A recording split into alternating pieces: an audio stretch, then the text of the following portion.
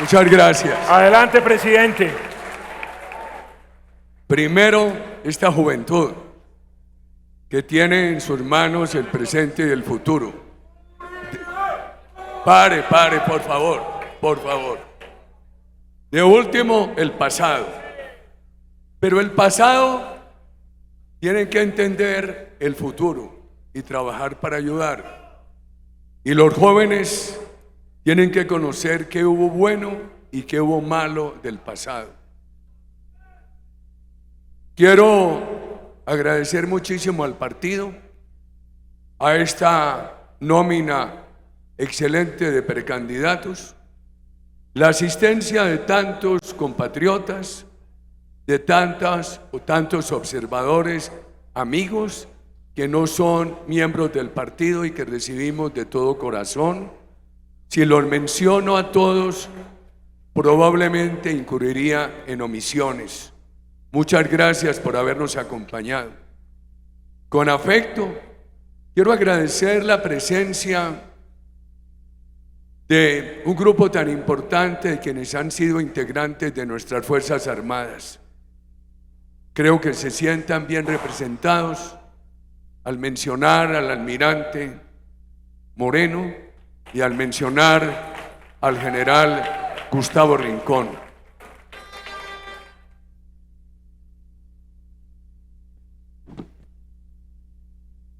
Colombia está entre los 4 países del mundo que más están reclamando asilos en el extranjero. Entre los años 22, 23 y 24 han salido aproximadamente 2 millones de colombianos sin tiquete de regreso. Desconfianza en el país. Muy difícil. Eso le ha ayudado al gobierno a mostrar una cifra de desempleo menos grave de la que se daría con la presencia de todos ellos aquí. En este foro nos reunimos los que queremos trabajar por Colombia, por los que permanecen aquí, por los que se han tenido que ir, para que en algún momento todos podamos estar reunidos. Tengamos muy presente ese problema de la búsqueda de asilo por parte de los colombianos. Nos reunimos en Bogotá, como lo decían algunos de los precandidatos, la ciudad que nos ha albergado a todos. Pero a mí sí me preocupa, la han dejado sin agua, la han dejado con inseguridad, la han dejado con un burocratismo para sostener la politiquería a la capital más importante de esta América Latina. Por fortuna, los que aquí se reúnen hoy la quieren, sienten afecto y tienen un compromiso por Bogotá. El país tiene que pensar, si sigue premiando con la presidencia aquellos que se han ensayado haciendo daño en Bogotá, daño que ocultan con un discurso muy elocuente, o si le da la oportunidad a otros colombianos que dirijan a Colombia para bien de esta ciudad y de todo el territorio. Hablemos de la seguridad como valor. La seguridad no es militarismo. La seguridad no es paramilitarismo. La seguridad no es guerra. La seguridad no es dictadura. La seguridad es un valor democrático y una fuente de recursos. La seguridad es para todos. La seguridad es para los amigos del gobierno. La seguridad es para la oposición. Es para todos. Hoy hay una situación muy diferente. Veamos. Antes teníamos unos grupos criminales urbanos y rurales más consolidados. Hoy hay mucha dispersión de la criminalidad. Y sumada a toda esa dispersión, que las bandas urbanas, que los clanes, que el ELN, que la nueva Marquetalia, que las disidencias, etcétera, tienen acumulada una riqueza que jamás anticipó Colombia se pudiera anticipar en la delincuencia. Y tenemos un problema muy grave, el del microtráfico. A muchos jóvenes en Colombia, para que se vinculen a la delincuencia, les entregan el negocio del microtráfico. Qué daño tan grande se está haciendo. Yo sí quiero llamar la atención sobre lo siguiente. Nuestros candidatos han sido contundentes en que hay que derrotar la droga, pero quiero llamar la atención sobre las propuestas de legalización del consumo recreativo que por fortuna han venido fracasando en el Congreso. Mire, nosotros no tenemos por qué sentirnos avergonzados de la legislación colombiana. Es una legislación bastante razonable. Queridos jóvenes, háganse para acá, protejan a este viejito.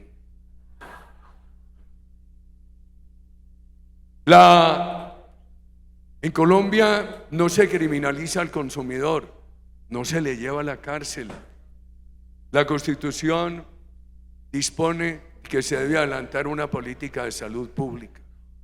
Colombia, con más de 300.000 hectáreas de droga, no lleva a un campesino productor a la cárcel. Colombia, desde los años 60, que suscribió un convenio de las Naciones Unidas, ha autorizado el uso científico y medicinal de las drogas. Hay una ilegalidad. El presidente Duque firmó el decreto del decomiso, que no era criminalización, sino no los meta a la cárcel, pero quítela. Nosotros creemos que el país está en mora de hacerlo. Por favor, la ciencia todos los días avanza para demostrar que aún las drogas suaves son camino a las drogas más fuertes. Y hablemos de la libertad. Fue mi ilustre profesor, amigo y agudo contradictor, el doctor Carlos Gaviria, quien dijo que la legalización de la droga era un paso definitivo para apoyar el libre desarrollo de la personalidad. La droga, aún las drogas más suaves, van creando una dependencia, una alienación, van sacando al individuo de su capacidad de razonar. Cuando el individuo pierde su capacidad de razonar, pierde su libertad. Las drogas no son un camino de libertad, sino un camino de esclavitud. He hablado con muchos rectores, queridos candidatos, y con rectoras de universidades, unos que participan de nuestras tesis, otros contrarios, pero todos han llegado a la conclusión que hoy hay en nuestro país y en muchos países una mayor proporción de jóvenes universitarios con problemas de depresión, con pensamientos e inclinaciones al suicidio. Y eso tiene que ver con la droga, con el quiebre de las familias, en lo cual también incide la droga, y por supuesto con el aislamiento de la pantalla.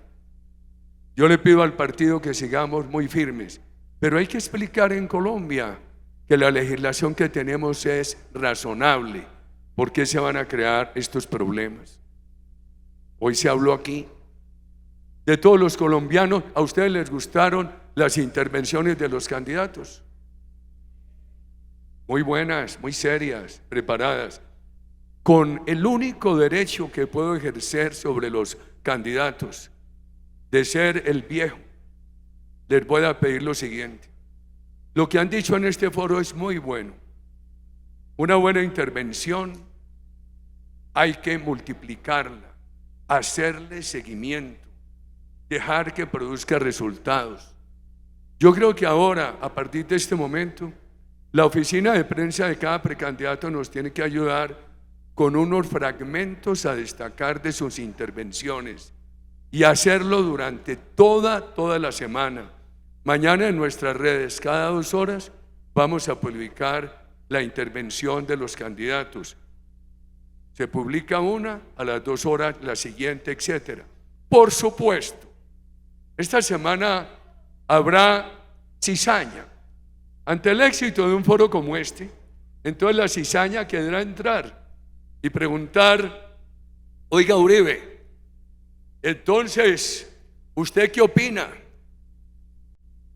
de su compañero candidato? ¿Cómo te llamas tú? ¿Usted se va a dejar maltratar de Sebastián? ¿Usted va a seguir allá? Yo contestaría: siguiente pregunta. O diría lo siguiente: quiero repetirle el resumen de lo que dije el sábado en el Foro de Seguridad de Bogotá. Por allá en la provincia dicen: ese marranito está tan apetitoso que hasta la cola tiene que dar manteca. Lo que ustedes dijeron hoy aquí fue tan bien concebido, senadora Paloma. Lo que ustedes dijeron hoy aquí fue tan bien concebido que tienen que sacarle gusto y sacarle recorrido durante toda esta semana. Si alguno de ustedes me dijera: ¿usted qué sugiere en comunicaciones de esta semana? Repitan y repitan, segmenten, fragmenten lo que dijeron aquí. Yo decía: no podemos permitir que ahora lleguen a hacerles preguntas, a incitarlos, a dañar lo tan bueno, tan importante que se ha dicho hoy aquí. Mientras la exministra Alicia y la doctora Paloma hablaban, traía yo a mi memoria esto. Por allá en esa provincia donde yo me he criado y he vivido, dicen: ese marranito está tan apetitoso que hasta la cola da manteca. Lo que dijeron hoy aquí, lo dijeron tan bien, lo construyeron tan bien, que le tienen que sacar todo el recorrido. ¿Vieron? Usted está afanado, porque cuando usted vaya a hablar ya no quedará público. Ningún afán. Aquí queremos es construir partido. Yo he tenido un afán de promover jóvenes, de que Colombia vaya consolidando un partido con estas tesis. Y hoy nos compromete la credibilidad de muchos jóvenes en un partido que ha vinculado 10.000 jóvenes a los diplomados de liderazgo. Pues bien, sigamos con otro tema. La seguridad hoy tiene un problema. Tiene el problema del apoyo internacional. Yo tengo que reconocer que el Plan Colombia del presidente Pastrana ayudó mucho a mi gobierno. El presidente Pastrana me dejó dos muy buenas herencias: el Plan Colombia, y habían empezado el fortalecimiento de la aviación militar, siendo ministro Luis Fernando Ramírez. El país tiene que acabar la mezquindad. ¿Cómo no lo voy a reconocer? Ayer decía yo en un foro de Fedegan en Barranquilla de gran importancia que este país puede, senadoras, este país puede llegar a un problema de apagón. Lo están anticipando. ¿Saben por qué Colombia ha sido el único país de la región que en los últimos 30 años no ha tenido apagón? Por las buenas políticas del presidente César Gaviria, que se plasmaron en una gran ley de energía y que le permitieron a este país, después del apagón del 92, avanzar mucho en eso. Nosotros para la seguridad ahora no tenemos apoyo internacional. Jóvenes, yo me duelo. Yo les tengo que contar cosas del pasado para que ustedes proyecten el presente. Doctora Alicia, usted recordará cómo con la administración Bush se empezó a negociar la segunda etapa del Plan Colombia. Se firmó la negociación con el presidente Obama. Ese segundo Plan Colombia tenía todo el apoyo bipartidista en los Estados Unidos, de los republicanos del presidente Bush y de los demócratas del presidente Obama. ¿Qué pasó? Aquí, el gobierno que me sucedió, que había sido actor muy importante desde el Ministerio de Defensa para sacar adelante el segundo Plan Colombia, prefirió la presión de la FARC, de Venezuela, de Cuba, y no llevó el acuerdo a ratificación del Congreso.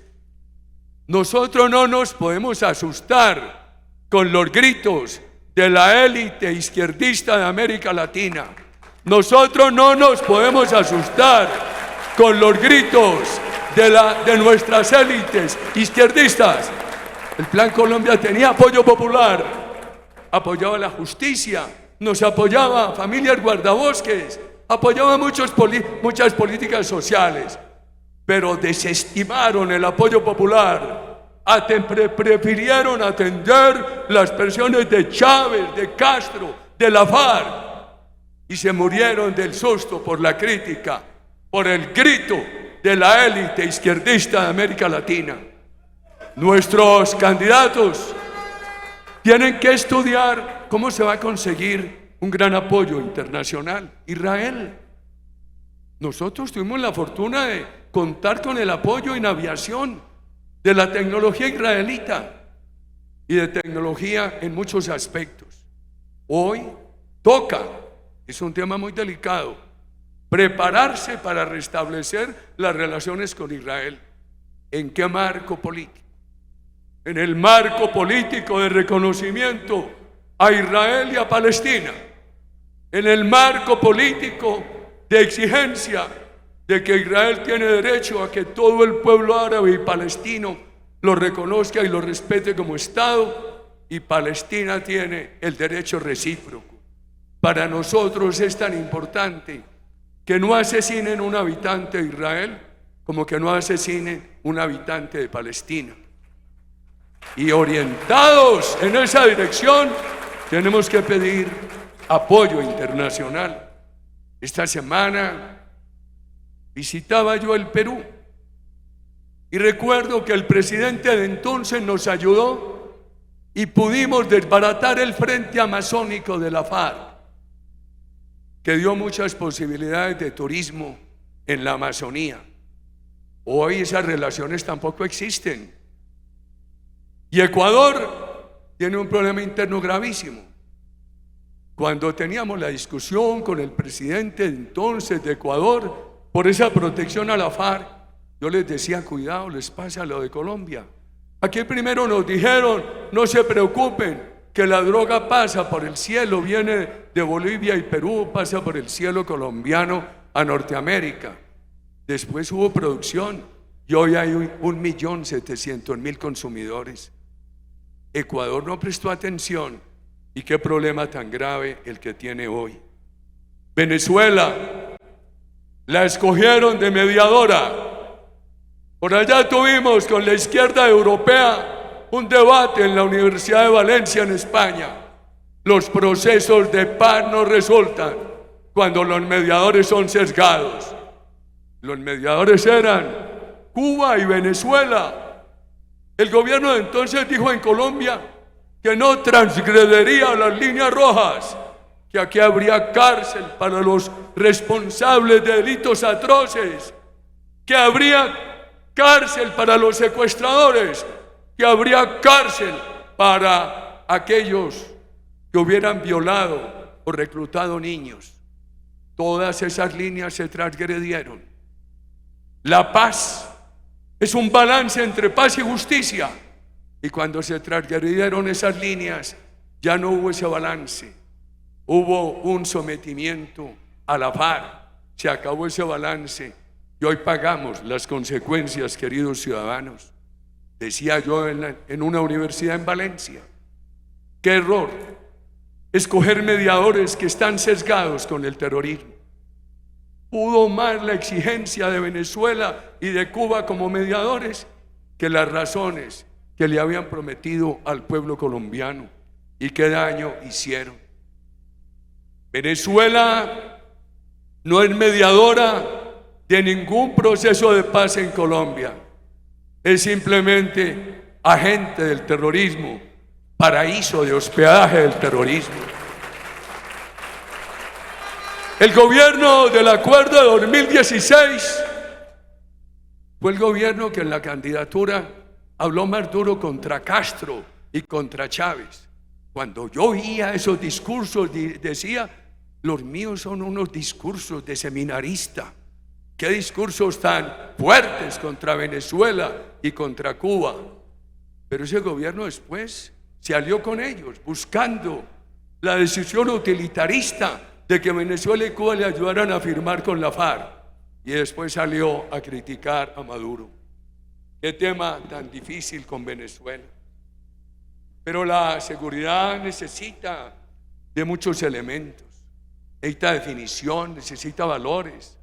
Ya nos referimos a eso. Necesita compromiso, determinación política. Necesita liderazgo.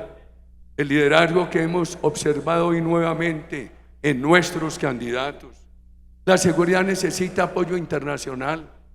Aquí hay unos crímenes de trascendencia internacional. La seguridad necesita actores, el gobierno, las Fuerzas Armadas, la comunidad, la justicia, las Fuerzas Armadas. Hoy le rendimos un homenaje a nuestros soldados y policías. Nuestras Fuerzas Armadas están debilitadas. Lo hemos visto en las cifras de nuestros candidatos. Están bastante desmoralizadas. Cuando algún ciudadano llama a pedir apoyo a las Fuerzas Armadas, es común escuchar esta respuesta: no puedo ir, me echan. Unas Fuerzas Armadas que las tienen retenidas casi para que protejan la delincuencia en lugar de combatirla. ¿Y cómo se ha debilitado todo? ¿Cómo se ha debilitado la aviación militar? Si mucho quedarán 31 de las naves, de las 60 naves de aviación militar en condiciones de actuar. ¿Cómo falta haber seguido avanzando en inteligencia? Hoy que hay muchos mejores elementos que los que había a disposición de nuestro gobierno, como lo han dicho hoy nuestros precandidatos. Y las Fuerzas Armadas necesitan de todo. Les quiero pedir algo. ¿Saben qué es lo que más necesitan nuestros soldados y policías? Afecto, amor de los colombianos por ellos. Nosotros tenemos que acogerlos con amor, con afecto. Este no puede ser el país utilitarista que los llame a apagar incendios, a que superemos desgracias. Hay que quererlos y lo merecen. ¿Cómo no lo van a merecer, queridos jóvenes? Ustedes de pronto están al tanto de esto, pero se lo refresco. En el siglo pasado, las Fuerzas Armadas más profesionales del continente fueron las nuestras. En México se solanzan que porque solamente tuvieron 12 años de interrupción democrática. En Centroamérica muchas dictaduras, ni qué hablar de Sudamérica. En Colombia solamente hubo 4 años de interrupción democrática. Aquí no hemos tenido unas Fuerzas Armadas arbitrarias, ni al servicio de la dictadura. Hemos tenido unas Fuerzas Armadas democráticas, unas Fuerzas Armadas sometidas a la Constitución, unas Fuerzas Armadas que no han sido beneficiarias de impunidad y han sufrido mucho. Hay que quererlas. Pero señor almirante Moreno, señor general Rincón, muy distinguidos altos oficiales que nos han llenado de orgullo con su visita, compañeros del partido, quiero poner énfasis en este tema. Hoy en Colombia se trata de politizar a las Fuerzas Armadas. Qué cosa tan grave. La política de seguridad democrática siempre dijo: hay que proteger a todos. En efecto, el presidente Petro, entonces líder de la oposición, la senadora Piedad Córdoba, tuvieron la misma protección que teníamos nosotros los del gobierno. Eso honra a nuestra democracia y a las Fuerzas Armadas. El afecto nuestro por las Fuerzas Armadas no puede contribuir a politizarlas. Las Fuerzas Armadas tienen que estar como la justicia, por encima de la discusión política, al servicio de la protección de todos los ciudadanos. Repitámoslo, es fundamental en esta campaña. Aquí no podemos seguir en una rapiña, a ver quién se lleva unos votos de un sector de la reserva, a ver quién se lleva otros votos diferentes de otro sector de la reserva. Manejemos este tema con absoluta claridad. Estamos hablando de los actores de la seguridad. Entramos a la comunidad. El gobierno nuestro desmanteló el paramilitarismo, redujo los grupos criminales. Yo no veo el país perfecto, pero algo mejoró. Veamos lo siguiente. Todo lo que ha sido apoyo a comunidad lo estigmatizan. Hoy un alcalde, un gobernador propone, Diana,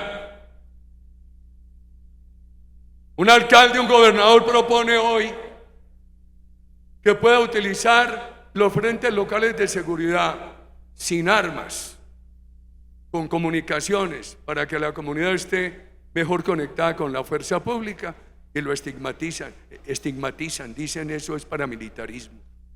Para nosotros hay un valor muy importante, que es la integración entre la comunidad y las Fuerzas Armadas.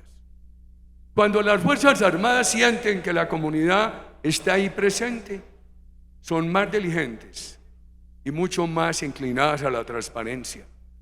Cuando la comunidad siente que tiene unas Fuerzas Armadas solícitas, prestas a ayudar en todo momento, a escuchar, la comunidad rompe la indiferencia y no acepta las tentaciones de tener grupos de justicia privada.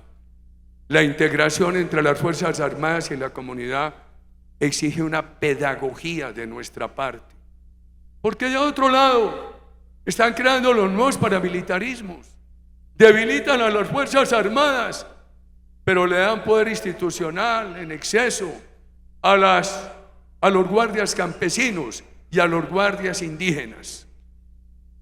Eso no puede ser, queridos ciudadanos. Nosotros necesitamos esa integración transparente, no armada, de la ciudadanía con nuestras Fuerzas Armadas. Pero hay otro actor, la justicia. Ya lo dijeron algunos de los precandidatos. Mostraron un caso de una persona detenida no sé cuántas veces y siempre lo liberaban y después lo volvían a capturar. Con toda mi dificultad judicial,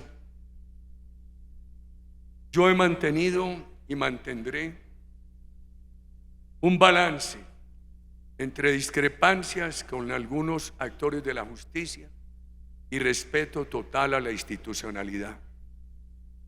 Hoy me veo obligado a hacer unos comentarios sobre la JEP, creada por imposición de la FARC, provistos sus jueces con mucho sesgo. No han avanzado siquiera para imponerle a los terroristas las sanciones sin importancia que consagran la impunidad. Están los responsables del secuestro y de la violación de niños en el Congreso.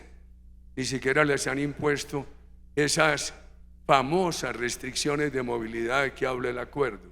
Por favor. Pues bien, tengo que decir, y nada más importante que este foro para decirlo, que nosotros no podemos, yo no puedo aceptar, y lo digo en primera persona, la ligereza de la JEP de decir que los falsos positivos fueron una política de Estado. Los jueces, en los políticos y en el periodismo se tolera la ligereza, pero en la democracia es inadmisible la ligereza de la justicia. ¿Cómo le hace daño a la credibilidad esa ligereza de la JEP? Pero es que además confunden Estado con gobierno. Si lo que quieren decir es que fue una política de gobierno, debieron decirlo claramente, pero no digan que fue una política de Estado, tampoco de gobierno. Imaginen ustedes que no han escuchado a quienes fueron ministros de defensa, ni a quienes fueron altos comandantes. Solamente un exministro le dijo un día a la Comisión de la Verdad que había habido una política de contar muertos, tema que nunca se mencionó. El mismo ex viceministro y después el ministro Juan Carlos Pinzón dijo claramente que nunca había habido esa política. esta ligereza de la JEP se ha producido sin que tengan el cuidado de mirar qué era lo que decíamos, qué proponía nuestra estrategia de seguridad, cuyo énfasis era la desmovilización.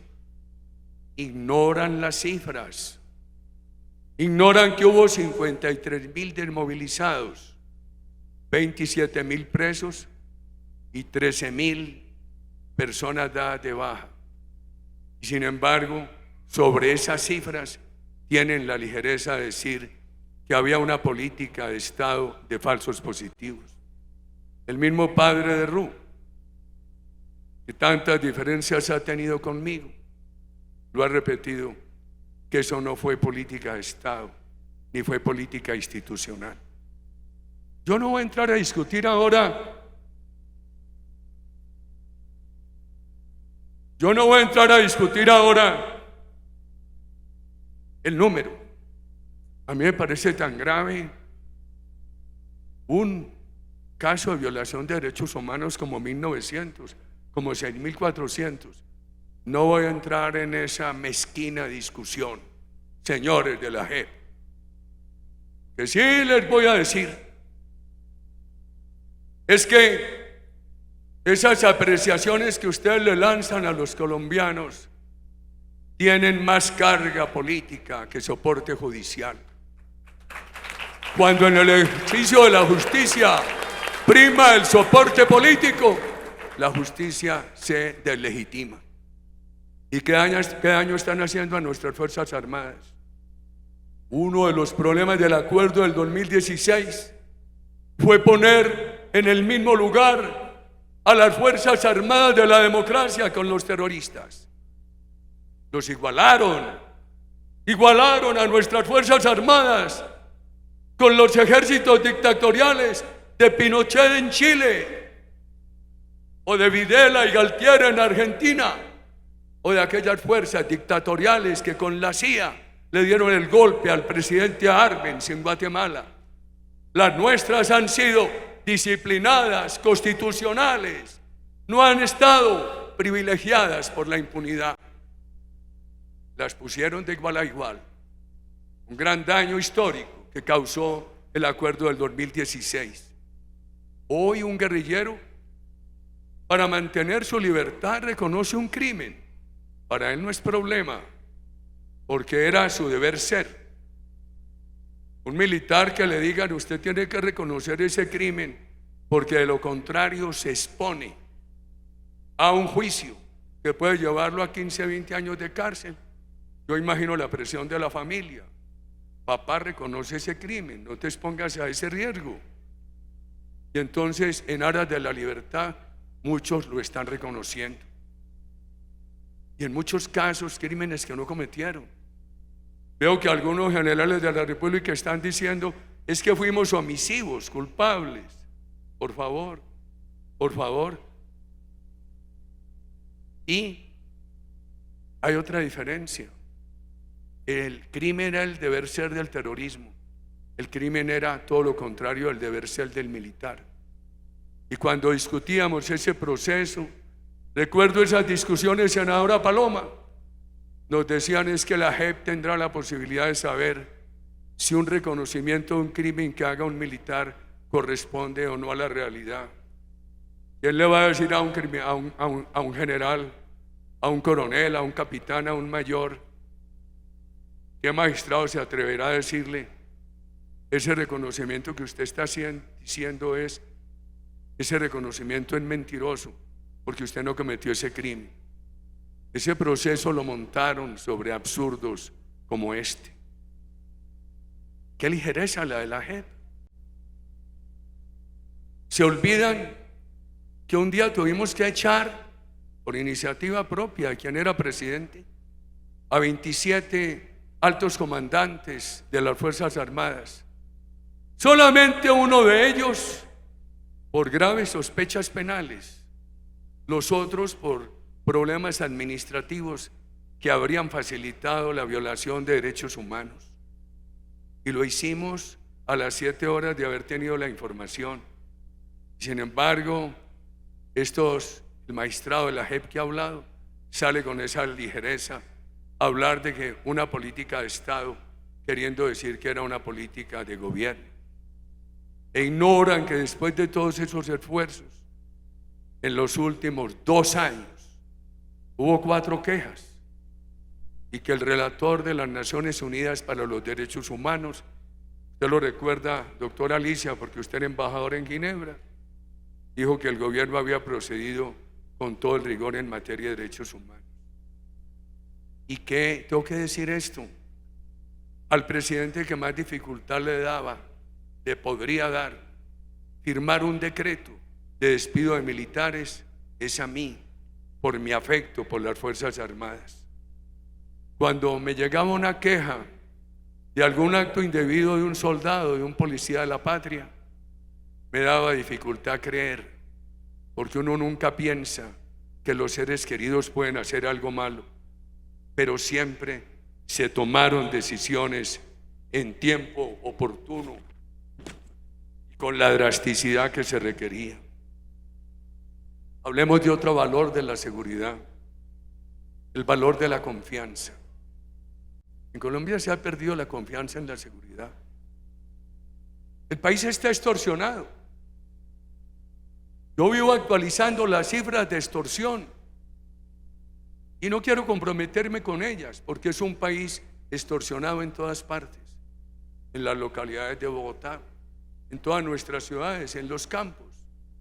Y el ciudadano dice: yo no denuncio porque no hay seguridad.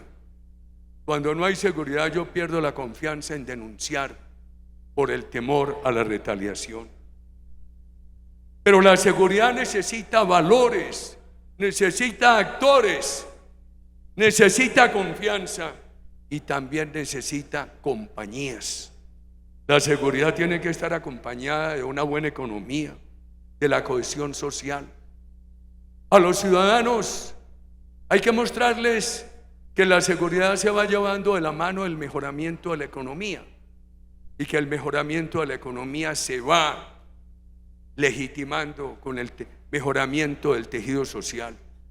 Muy difícil, estimadas precandidatas, estimados precandidatos.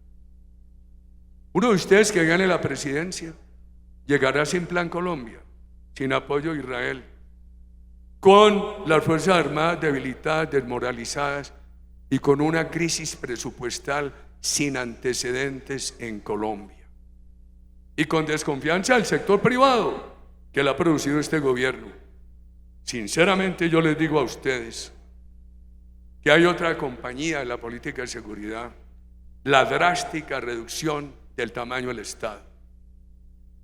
Ustedes no podrán llegar a subir impuestos porque Colombia tiene hoy los impuestos más altos del mundo, pero a ustedes les exigirán financiar Fuerzas Armadas y financiar programas sociales, y eso va a implicar políticas de choque que no han gustado en la historia de nuestro país, para hacer un recorte sustancial del tamaño del Estado. La seguridad necesita transparencia. Un gran dolor de mi vida es que hubiera habido un solo falso positivo. Por eso no entro en la mezquina discusión de los números. Yo oí a uno de los candidatos hablar de su tragedia de niño. Recordaba tantas familias colombianas, la mía también. Cuando se ha sufrido tanto, uno quiere una política de seguridad con total transparencia. Por favor, hay que tener un discurso muy exigente, que lo tuvimos. ¿Saben cuál fue mi falla? Yo no creí que algunos elementos de las Fuerzas Armadas pudieran manchar la institución. Hay que llegar con toda la determinación, con toda la transparencia, con toda la confianza en las Fuerzas Armadas, pero también con toda la suspicacia donde las circunstancias lo ameriten. Nosotros queremos elegir un gobierno ejemplar, y ejemplar también en derechos humanos. Alguien me reclamaba allí la corrupción. Esa es una mala compañía de la seguridad y del país. Cuando mi generación estaba pequeña y adolescentes y jóvenes, mirábamos con enorme respeto a los líderes políticos del país. Yo recuerdo el respeto en mi familia por los expresidentes Lleras, por Alfonso López Pumarejo, por el presidente Valencia, en la discrepancia por el doctor Laureano Gómez, por el doctor Ospina. Poco a poco fue entrando la corrupción y hoy está generalizada. Muchos colombianos la aceptan porque dicen imposible derrotarla y otros porque se benefician de ella. Nosotros no podemos participar en la vieja política. Yo estoy muy viejo, pero no quiero la vieja política. Es de la mayor gravedad. Eso del burocratismo y de la mermelada le ha hecho un profundo daño a este país. Los candidatos nuestros tienen un recorrido de transparencia que les da la habilitación moral de ser los grandes voceros contra la corrupción y contra la vieja política. Si por el afán de derrotar al presidente Petro nos sumamos a un proyecto de vieja política, las mayorías nacionales no nos van a acompañar porque están temerosas y preocupadas con el gobierno Petro, pero tienen el mal recuerdo de vicios de la vieja política. La seguridad también tiene expresiones, la expresión física, la jurídica, la política. La física es la que se ha tratado toda esta mañana de manera muy bien tratada por los precandidatos. La jurídica, al país no le pueden estar cambiando las reglas.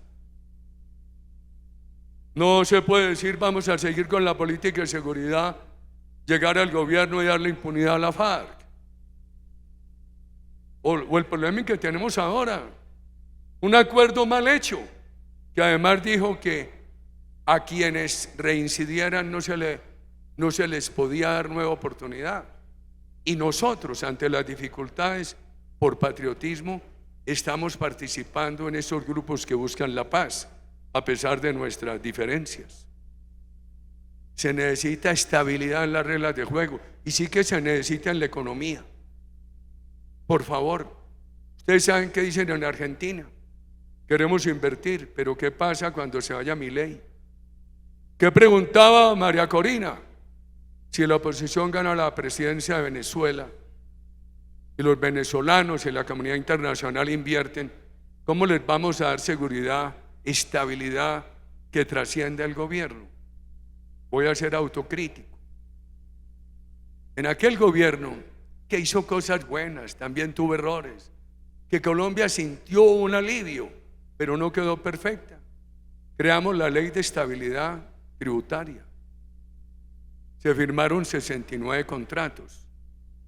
Dos aspectos negativos: el gobierno que nos siguió la eliminó. No se preocupó porque se necesitaba dar reglas de juego claras en el futuro y nosotros cometimos un error. Esa ley se hizo al alcance de las grandes inversiones. Queridos candidatos, la estabilidad en las reglas de juego es fundamental en la economía, en la política social. Uno no puede crearle la expectativa a un joven de que podrá hacer toda su carrera con el ICETEX y cuando el joven ya avanzado en su carrera, dejarlo sin esos recursos. La estabilidad en las reglas de juego, la estabilidad jurídica y la política. Ayer el presidente Petro decía que queremos el poder para matar jóvenes y para hacer negocios. Bueno, tal vez los años, oírlo tanto me ha quitado el ímpetu de reaccionar al impulso de las primeras impresiones. Pero antes de que él dijera eso, yo hablaba de seguridad política. A mí me preguntaban por qué Ecuador con un régimen tributario más amable que el de Colombia, tiene una quinta parte de la inversión extranjera de Colombia por la seguridad política. Porque mientras el presidente Chávez o el presidente Correa amenazaba el segundo con restringir un medio de comunicación, y los venezolanos al amanecer, la primera pesadilla que tenían era: ¿quién será el candidato a expropiación hoy? Nosotros hablábamos aquí con un discurso de confianza. A mí me preocupa el discurso permanentemente amenazante del presidente Petro, de hostilidad. Eso no da seguridad política. La ministra Alicia Arango, aquí presente, recuerda el foro de Davos en la América Latina, que en el último año de nuestro gobierno se hizo en Cartagena. Yo me trasladaba de una oficinita improvisada al Palacio de Exposiciones que lleva el nombre de quien lo construyó, el expresidente Turbay, a cuya memoria tanto afecto le profeso. Y con ese sol canicular de la Cartagena del mediodía, vi un bus de niños del colegio y los saludé. Y había un taxista explicablemente adormilado de la ventanilla. Y me arrimé y le toqué la ventanilla. El hombre despertó y dijo: Uribe, seguridad democrática, confianza inversionista, cohesión social, menos Estado más pequeño. Le dije: ¿dónde sacas el cuento? De oírte todos los días. Hay que dar seguridad, seguridad física, seguridad jurídica, seguridad política, independientemente de lo que van a hacer con el ICETEX. A esos jóvenes les han cambiado las reglas de juego y les están creando un problema sumamente grave. Claridad en el discurso. Aquí hemos escuchado hoy discursos claros, en su orden.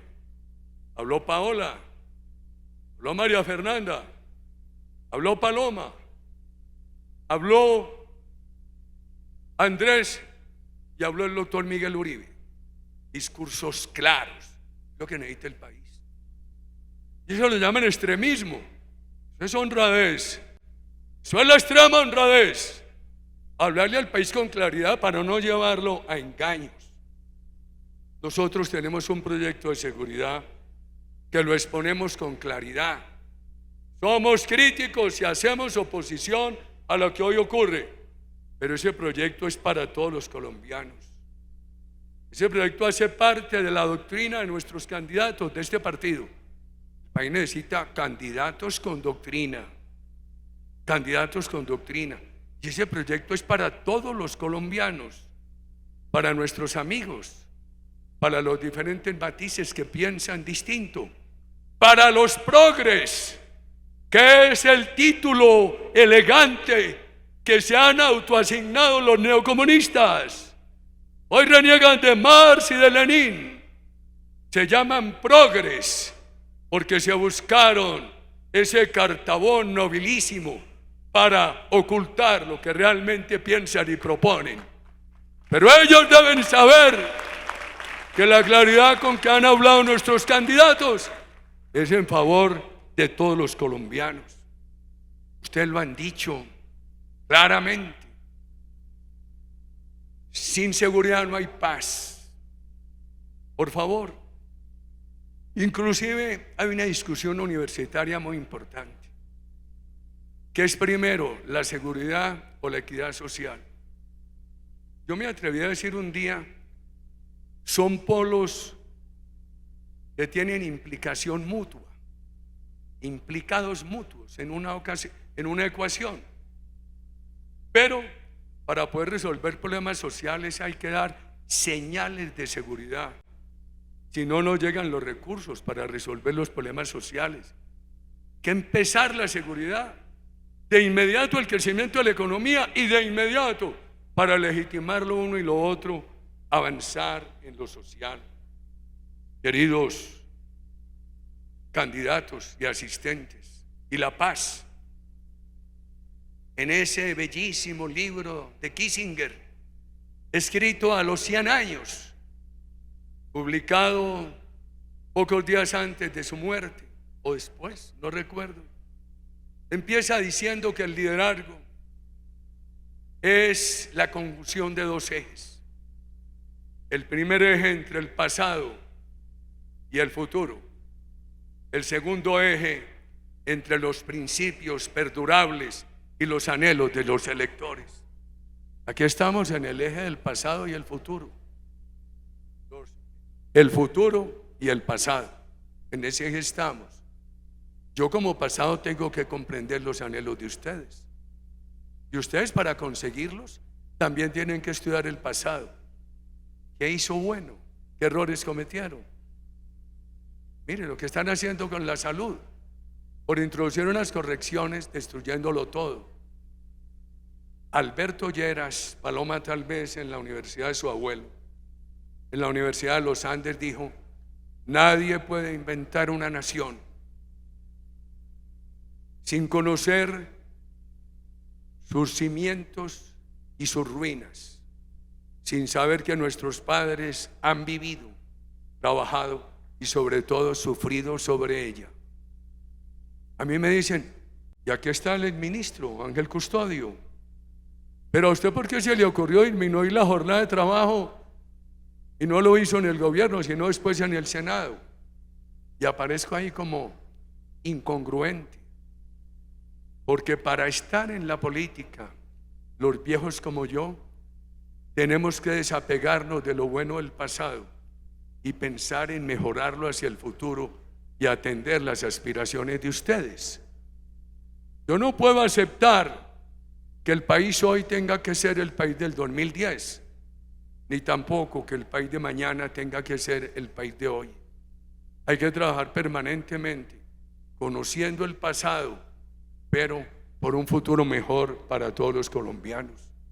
Y el otro eje, entre los valores perdurables y las aspiraciones de los electores. ¿Quién no quiere la paz? Todos la queremos, pero hay un valor perdurable para nosotros: la seguridad, que no se excluye con el diálogo. Hay otro valor perdurable para nosotros: el equilibrio entre paz y justicia, que no es la imposición de la impunidad. Entonces nos dicen: paramilitares, los paramilitares de ese paraco de Uribe. Bueno, hoy dicen menos en la calle. Y cuando ahora me gritó allí una niña: Uribe, te amo, y le dije: qué honor. Ese grito tuyo borra de mi alma cualquier maltrato que haya escuchado en las calles de la patria. Pues bien, a nosotros nos toca hoy no dejarnos llevar en los medios de comunicación a despertar pequeñas rencillas internas. Nos toca hacer una gran pedagogía sobre lo que ustedes piensan y proponen para tener una Colombia mejor. Una gran pedagogía para explicar por qué un país sin seguridad es un país que destruye su unidad. Hoy no hay Estado de Derecho en el Catatumbo, ni hay Estado de Derecho en muchas regiones de la patria, empezando por sitios de mi tierra, de Antioquia. La seguridad es fundamental para la unidad nacional, para que el país no siga convirtiéndose en republiquetas. Yo tenía enfrente de Paloma Valencia una discusión en Popayán.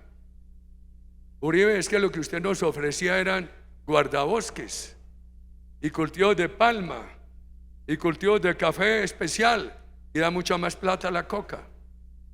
Yo le decía: pero la coca te lleva a la inseguridad, te pueden matar. Lo otro te da más seguridad, te da menos plata, pero más tranquilidad. Decía: no, yo prefiero la coca. ¿Saben cuándo pueden escoger eso? Cuando la oferta social no está acompañada de autoridad.